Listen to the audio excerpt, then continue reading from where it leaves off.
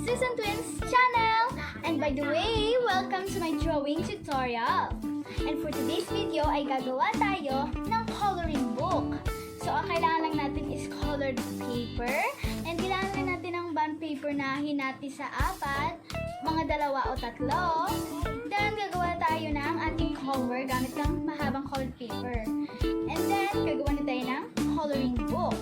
Ang kailangan lang natin is mag-drawing muna. Then, ipapasta natin siya. Ganon. Pop, pop, pop. Ganon. So, gawin na natin guys. Drawing muna. Siyempre, drawing muna. Okay. 1, 2, 3, 4.